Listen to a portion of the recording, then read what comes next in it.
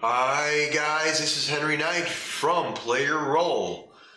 Tonight, welcome to DM Talk. Here I am the DM, and I'm talking about three topics. Some are light, some are strong.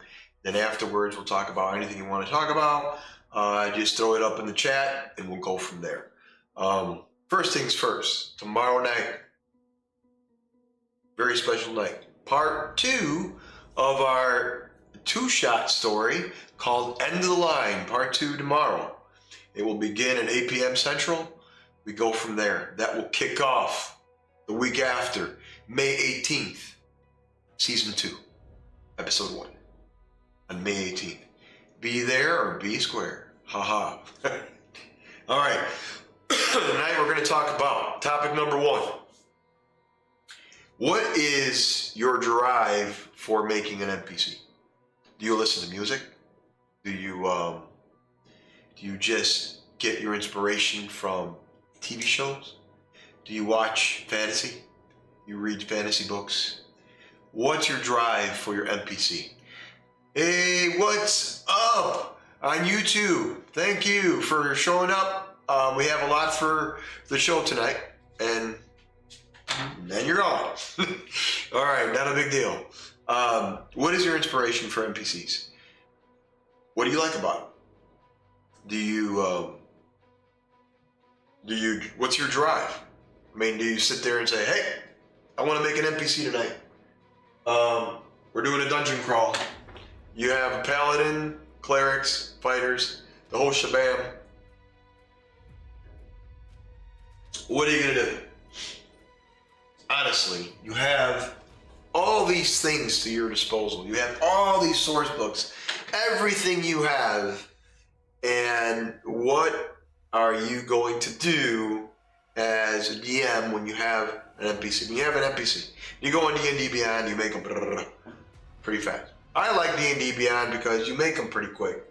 The old school way, you got to go through your books, you got to go, okay, I'm going to go to book number 3, number 4, and get a certain magic item or a magic weapon or whatever you want. Pull it out. Everything on Beyond is right there, consolidated for you. Boom. And you can choose. It's pretty fast, and you have it.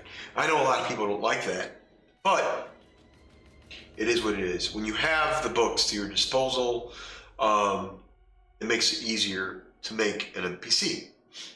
An NPC, ultimately, it's out of your brain.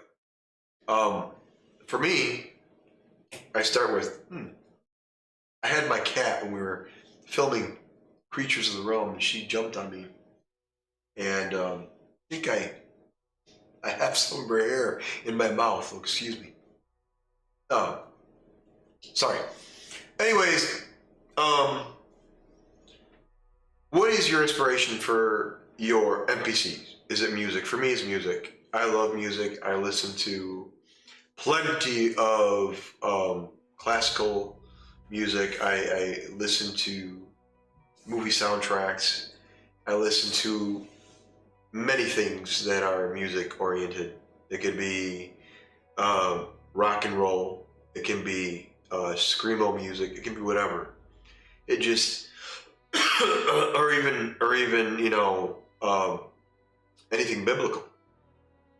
Music-wise, I love music. Music brings those juices, on, those creative juices on. It brings them on.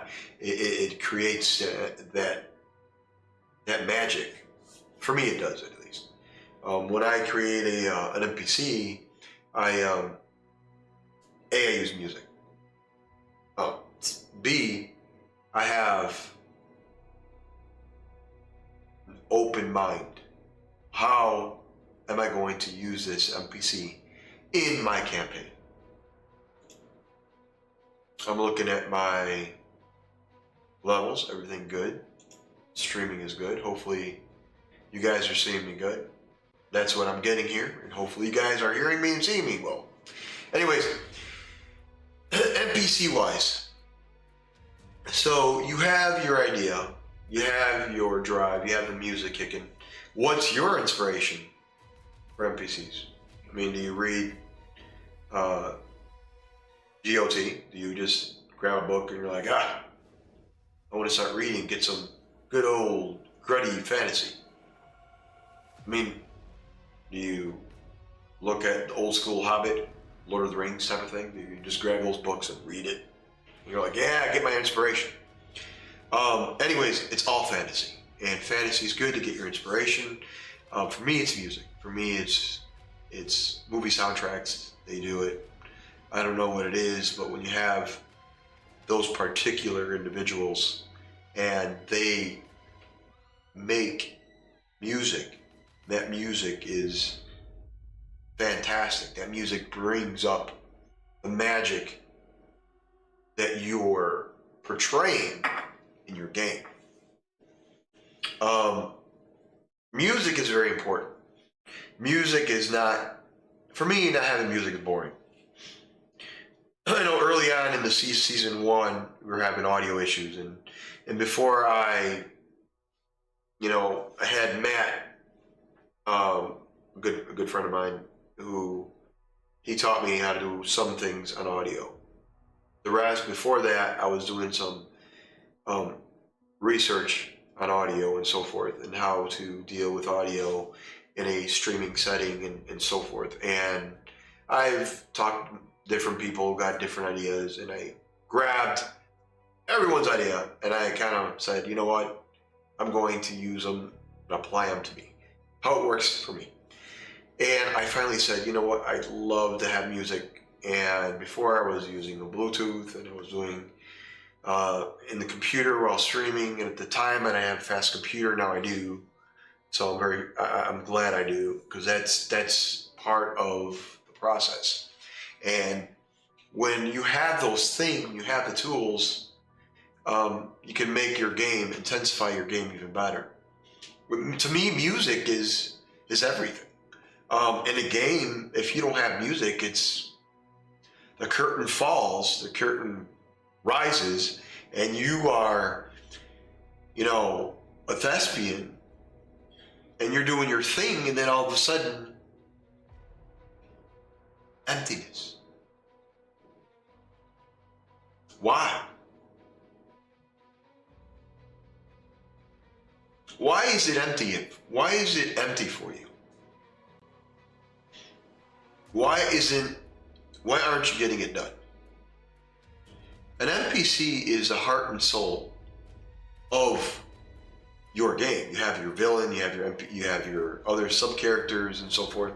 But if you have an NPC, man, and you're delivering it with music, and you have epic, kick-ass music in the background, what more can I say? That's just all part of it. If you're going to sit there and say, well, playing Dungeons and Dragons or playing any role-playing game without music is fun, there's a problem with you. I'm sorry. You have to have music. You got to have some form of music. You do. You get excited. You want some form of drama. You can't get it while you're talking. I've tried it before. It sucks. I mean, if you really want to dampen somebody's skills, do that. When you're a DM and your main and the music inspires you, music gets you kicking. All right, and I know you feed off the players, but in order to do that, music just brings you into the story. You're wrapped around this sheet of magic, and you have this epic music in the background. You don't have it, it's just going to go poof. Your story's going to go poof, goodbye. So you're describing your party. You have your paladin, your fighter, your cleric, your druid, right? They're on a bridge, right? And the bridge is swaying, and it's narrow, and there's wooden plats underneath them, and the ropes are interwoven, right?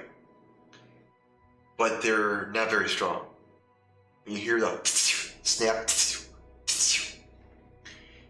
and it's swaying, and you're walking across that bridge.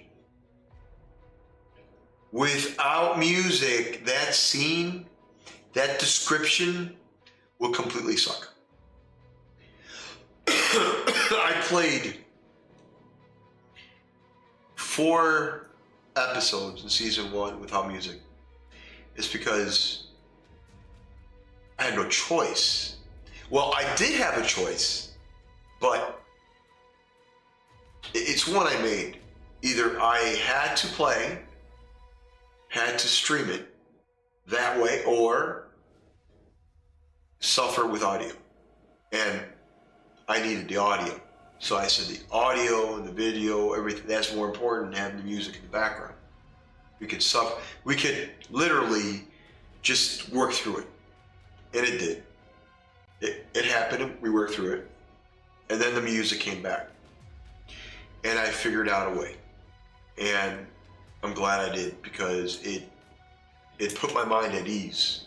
And that's important. You need to have some balance. You need to have some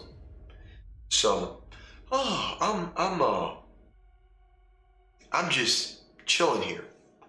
You need to do that, because if not, you're gonna drive yourself fucking crazy. The main aspect, and I really mean this, the main aspect of an NPC is whatever you want, right? It's whatever you want, because you're the DM. You're putting that life into that NPC. Without you putting that life into the NPC, you're not gonna deliver anything, and it's gonna be nothing. If you're creating a character, right, and you're doing this NPC, and he's supposed to be this badass fighter, and you're doing it, getting its background, getting all that, weapons and all that, you're the one that's giving it life. The piece of paper and in the source books don't mean shit. Want to know why? Because they're there as a guide. They're telling you, okay, this is how you should do it. There you go. The whole spark is you, the DM. That's you. Everything else is a piece of paper and written information. That's all it is. You're the life of that character. If the character is going to be chaotic evil, then you better act it. If he's going to be lawful good, you better act it.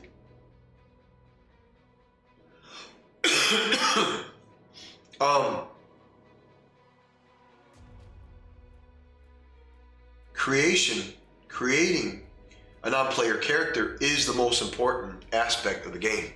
You could be the best DM ever and have balance, have what everybody wants. But if you do not put a spark of life into your NPCs, your game will suck. I don't care who you are. It's a proven fact. When the players approach, they go to a tavern, they go to an inn, they meet what? Your NPCs. And if you are saying, hello, how are you? Yada, yada, yada, they're going to tell you to go flip off. No, it doesn't work that way. You're the spark. You're the life force of that NPC. You're the life force of the creatures. You're everything. If you're just gonna say let's see, a zombie, and I'm attacking you.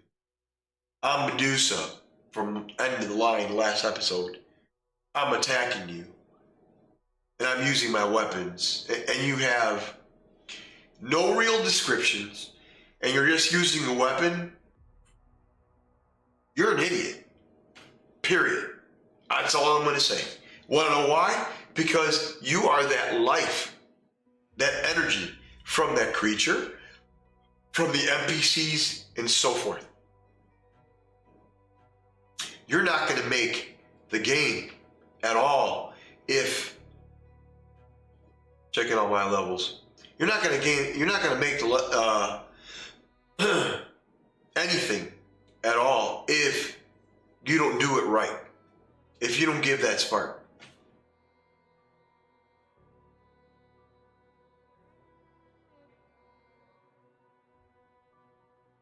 My spark.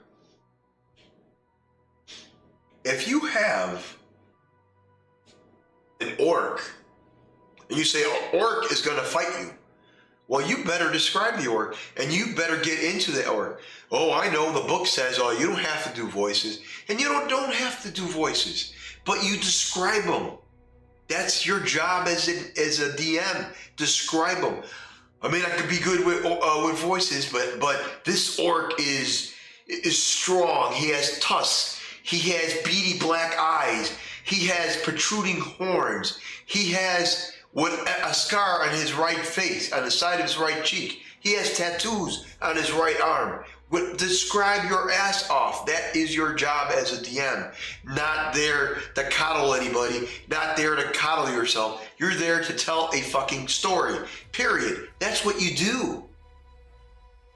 You don't say, well, I'm going to just read you this information from the source book. No. You look at it and you describe it to the best of your ability, right? Don't just read it. That's what a DM does. The dungeon master takes the NPC and puts life into it.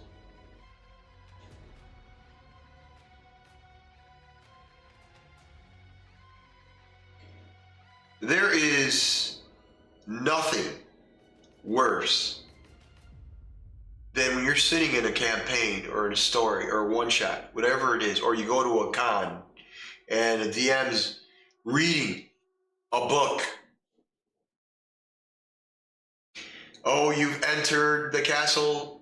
You see a long red carpet, a throne, a king sitting upon the throne. What are you doing?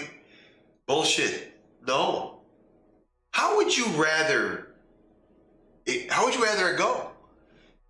You walk into a room. You see a long red carpet. You see paintings of a king with a gray beard, right? He has a book that he's reading. Beside him is a woman. She has her hand on his left shoulder. She's smiling, and there is a small child beside them. You see this in the painting as you walk by. You see a chandelier draping before you. Multitude of crystals. They shine. Why would you play a game when the DM is reading a book? If I wanted to read a book, I go to Barnes & Noble, or I order it online and buy a book and read it. If I'm going to role play, you better describe it. I understand if you do an introduction of your game and you're reading the intro, or even an outro at the ending, that's fine. Or certain areas, yeah. But the rest of the game, describe it. Try to do it to the best of your ability. If you're doing a synopsis, right, and you are reading a synopsis, that's completely different. I'm all game for that. because there's a lot. You're giving the what happened last episode. If you're going to do that, then do it. By all means, kick ass. Take names. Do it. It began in 1200 Dominulus time. And at this point, this is what happened last game. Boom, boom, boom, and boom. So you describe or read smoothly to the best of your ability to the audience and tell them what happened in your synopsis. But after that, it's all game, baby. You have your notes. You read your notes. You describe it. You describe it. Don't read it.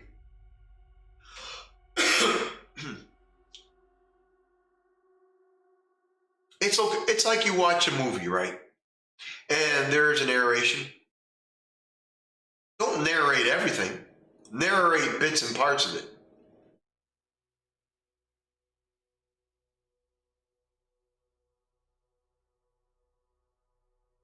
Description is the key. If you don't have those skills to describe, then why are you DMing? You have to do it. You have to break those chains. And if you are not used to it, to your descriptions, then practice. Practice makes perfect. Do it in front of a mirror. Do it in front of your family.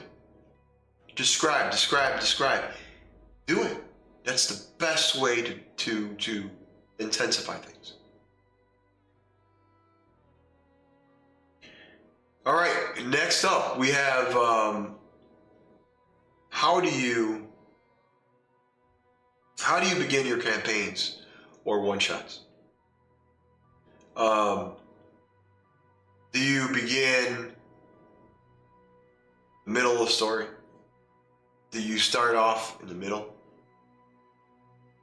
You can do a Memento type of film where the beginning is the end, the middle is the beginning, and the end is the middle, or something like that. It's different, act 1, 2, and 3. Do you mishmash it and so forth? Do you confuse the hell out of the audience? Let me know. I like the confusion sometimes. It helps. What do I do?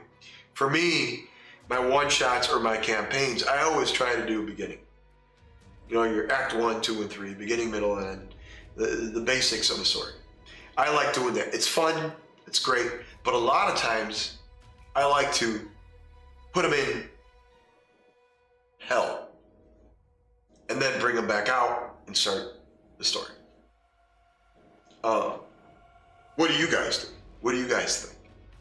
Let me know here in the comments and so forth.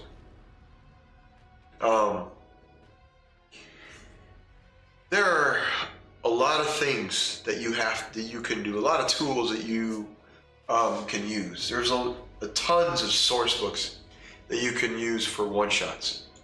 Let's take a look. All right, so if you look under sources, if you have D&D Beyond, there's a lot of sources you can use. You can use, for one, if you're using, dragons, Dragonborns, Fizzband's Treasury of Dragons has a lot of stuff in there that's really cool. Dragonlance Shadow of the Dragon Queen, that has a lot of stuff that's cool in there as well. If you're into Vecna's coming up, and the Eve of Ruin digital pre-order, all that stuff is good that you can use for your one-shots or campaigns, or just to get a general idea. There's a bunch of stuff that you can use.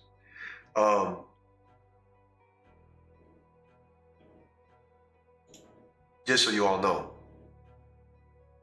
source books are just a tool, guys. Because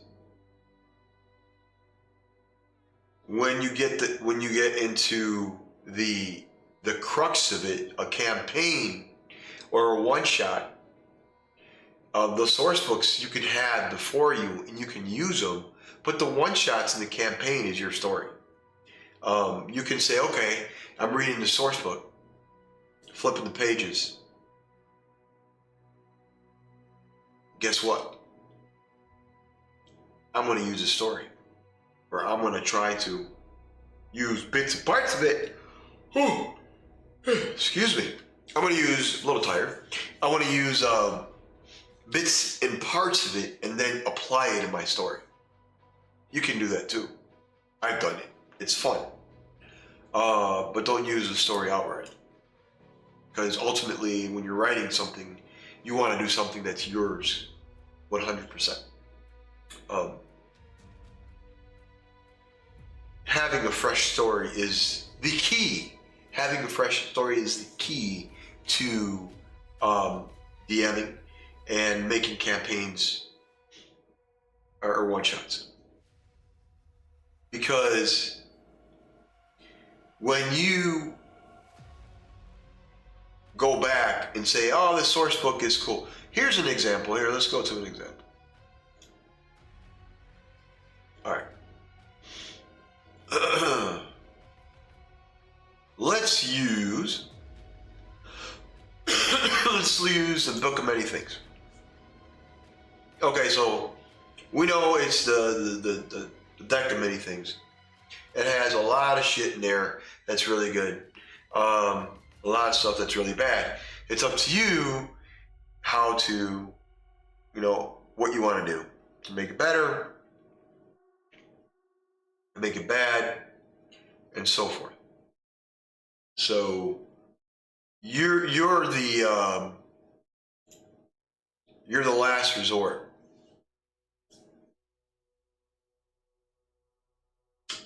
Because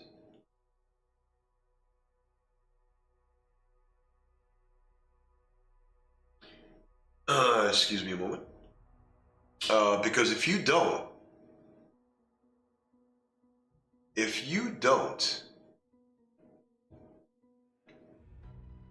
you're done completely. You have to make sure that whatever you're going to use, let's say you use a deck of many things, right, is 100% in line to your beginning, middle, and end of the story. Everything's got to be in line, because if it doesn't, it's going to make one big mess, even if it's a one-shot. I'll tell you the truth. One-shots, I'm a big, huge story writer. I love writing stories. I love writing long stories. So my one-shots end up being part 1, part 2, part 3, whatever.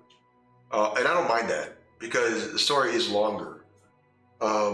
Because if I'll write a story and all of a sudden it'll be a cliffhanger and go from there, boom, done.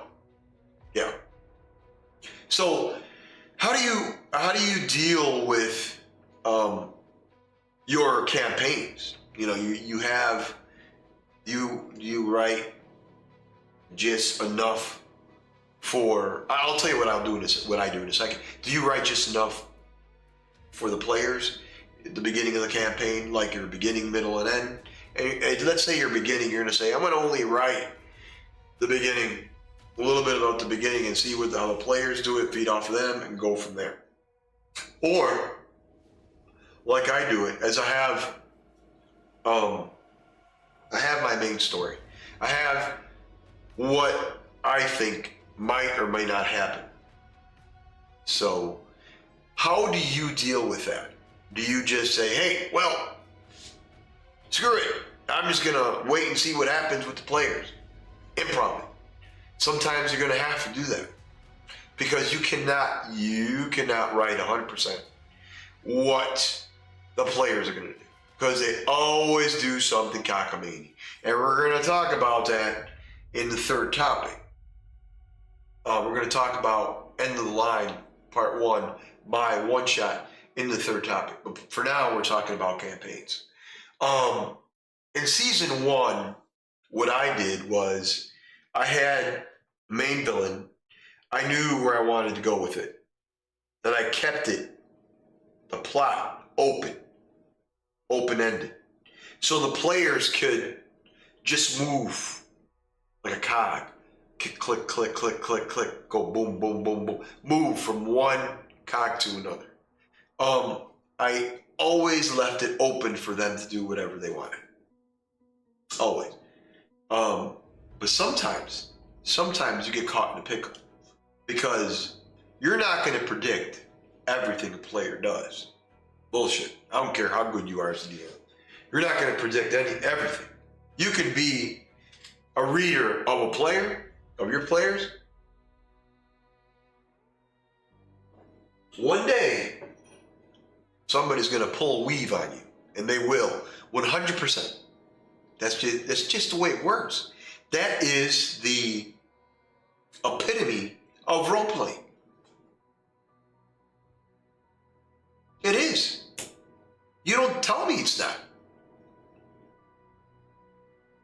Role-playing, when you're doing one-shots, or I'm sorry, when you're doing campaigns, is a whole different story than a one-shot. A one-shot, you're like, oh, I'm done with this guy. This guy doesn't matter. I'm gonna do what I gotta do, and that's it. Nope. I told the guys, well, we'll discuss it in the third topic. I told these guys a certain thing about my one-shot or my two-shot. And either you abide by it or you're gonna lose your character. That's just it. And we'll discuss that in topic number 3. But we're discussing one-shot campaigns and campaigns in general. How do you guys run them? Where do you begin? I begin with story, always a story. And in my mind, I have these epic characters, and they kind of develop a personality, and I go from there. That's the way I do it. It's kind of like mish and mesh, and they change before the game starts. And I give a date to my guys. I'm like season 2, May 18. So by that time, I probably have, a lot of drafts on 1 or 2 characters. Or if I have a character that's going to be in it, I'm set on this character type, this race. Nah. I changed one of the NPCs, one of the races, just before the game on the 18th. 2 weeks ago, I said, you know what? I don't like him being a fireblog. I want him to be a minotaur. I love freaking minotaurs. They look cool. So I said, let's do it. But beforehand, I saw this picture and I said, you know what? Let me see how it would look with a minotaur instead of a fireblog. And it was beautiful. And I love it. I loved it so much. I have it on my back of my computer screen as my background.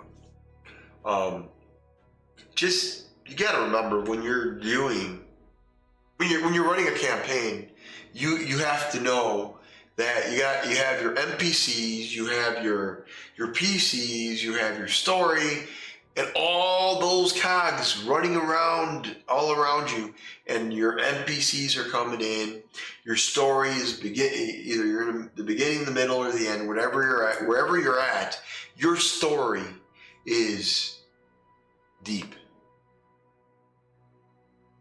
It has to bring those players in. If you don't bring those players in, why roleplay? They're part of your story.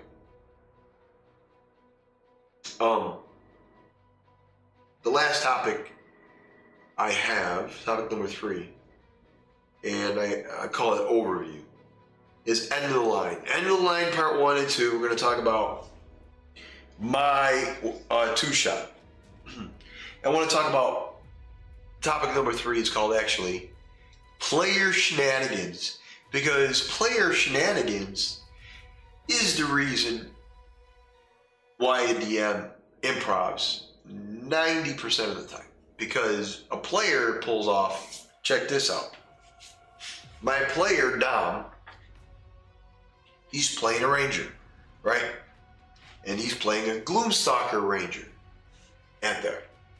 And the Gloomstalker has a rope trick, one of the key features for a Gloomstalker ranger.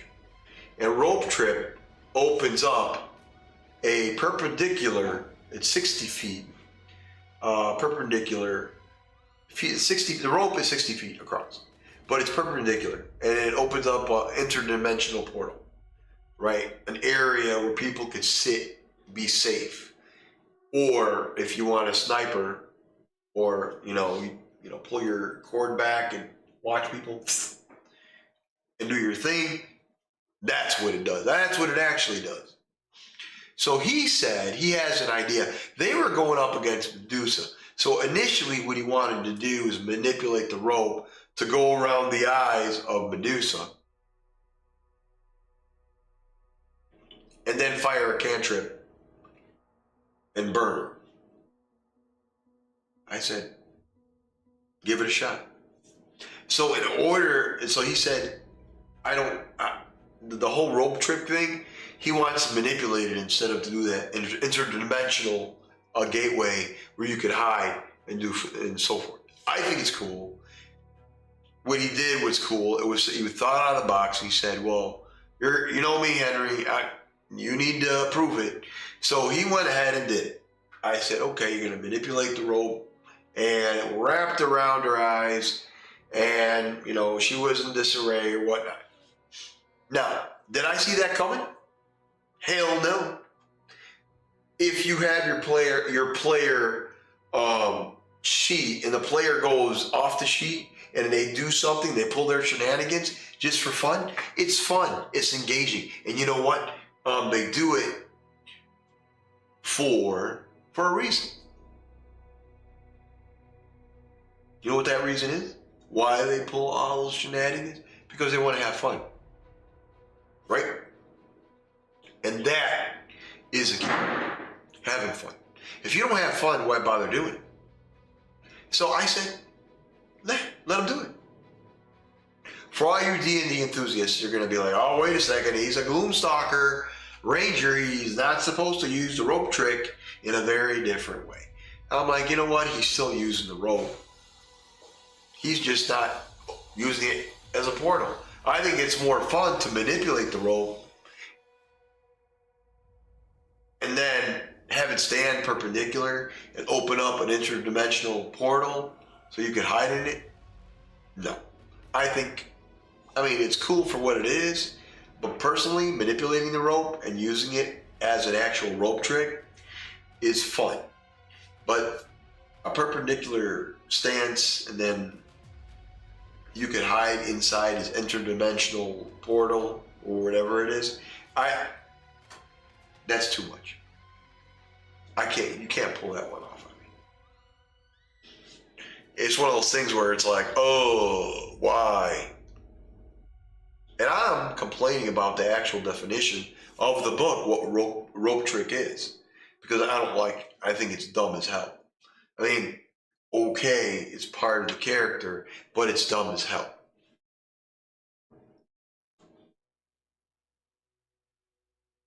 How is everyone tonight? I wanted to say, how's everyone tonight? Are you guys checking out the lights outside? Let me know in the chat here and find out what you guys are up to with that. I know it's happening all over, and I have some good picks. I might put them up later, but I have some good picks from the outside. The lights are wonderful, but they also can cause a lot of damage, especially to your grid. So either way, that's just one of those things. So what are you guys all doing tonight? Let me know here in the comments and so forth. Anyways, go back to the topic. Shenanigans. What do players do? I've had a player who literally did not want to go with the party, wanted to go somewhere else. Fine. I had a player who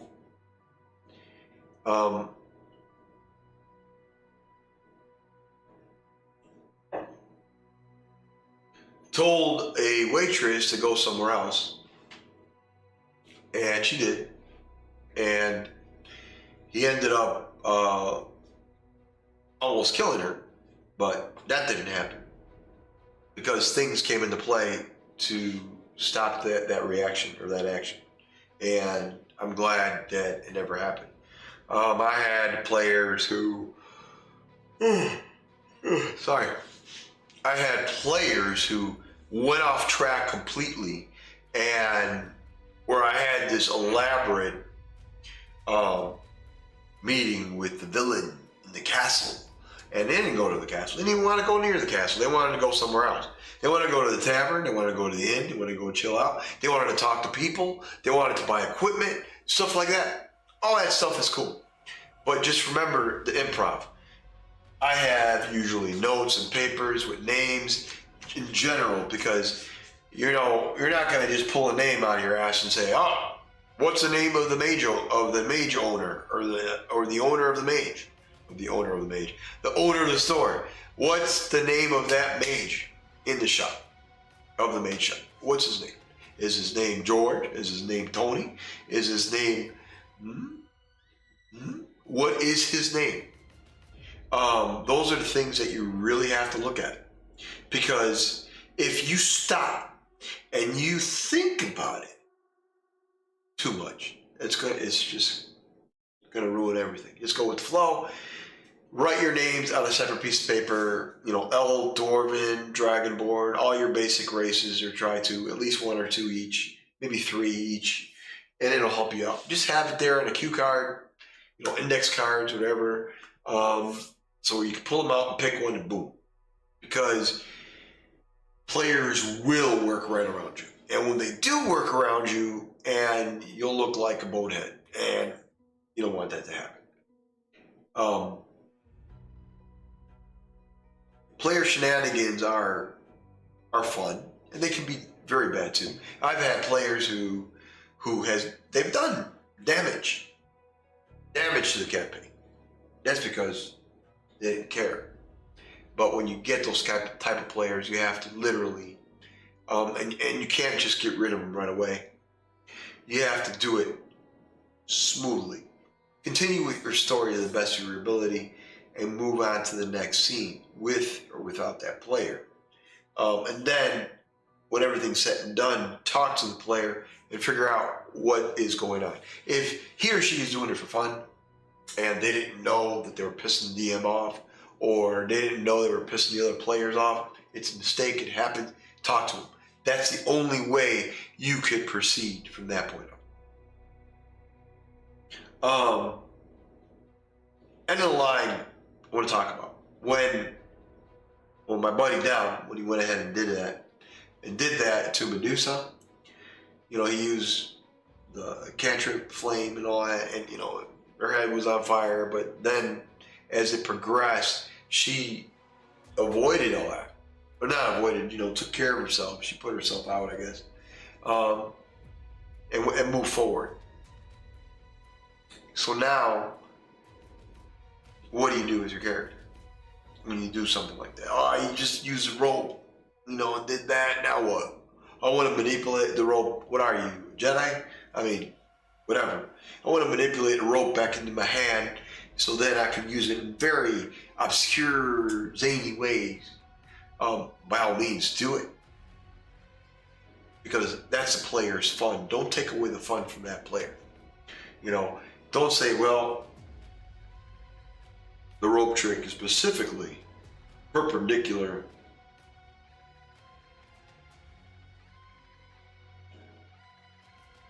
So what do? At that point, you're gonna understand that player is either gonna be unhappy or whatever. That player is gonna be like, oh wait, what do I do next? What do you do next as a DM? You have to control the situation, and I don't mean control it by you have a marionette and you have strings, you're controlling everybody. No, just assess the situation and go from there to the best of your ability. I'm checking my levels right now. I got the streaming and everything should be good, so we are all in good streaming. Yay, streaming's up. Those are the things you have to do as a DM. If you're going to control a situation that's gotten out of hand from a shenanigan from a player, then do it, one, smoothly. Two, when everything's said and done, talk to that player away from everybody else, one-on-one, whatever, and tell them, hey, look, what's going on? If, go back to what I said, if they did it for fun, then move on. That's it. It's not a big deal. Player shenanigans can be fun or bad. It all depends on what they do and how they do it. And if they do it fun in the game, then let it go. Let it go. Let it be, let it be. Because you do not want to just sit here, DM a game, and then all of a sudden, these players are just, the players coming at you with all these things, and you're going to have to be on top of it. Improvise in a situation. If you have it written down where the king took the hand of his daughter, introduced his daughter to the crowd, and all of a sudden you're in the crowd and you want to say something, interrupting that whole process, right? In the story, you just roleplay, but you just want to interrupt the process. Maybe chuck some food or whatever. Do something out of the box, something weird, something that your player would not do, something that, well, you're not playing in character, so, but you're doing something stupid. Why would you do it? You just want to take your hand and do the Homer Simpson, boom. Because as DM, that is really the crux of player shenanigan. That is it right there. They just do stupid shit. And the only way to avoid it is to talk to the player and say, hey, look, I kind of want a serious campaign here. It's okay to throw in some comedy, relief, and all that, but not all the time, man. Just talk. Communication is key, because if you don't have communication, you're not going to have a good campaign, regardless. Let me know in the comments. Let me know what you think.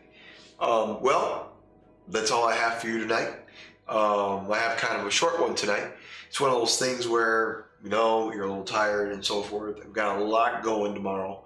And I hope to see you tomorrow night, 8 p.m. Central.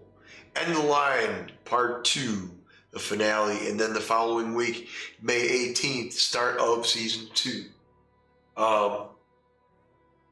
Let me know what you all think. Put down in the comments. I want to put down my Discord here as well.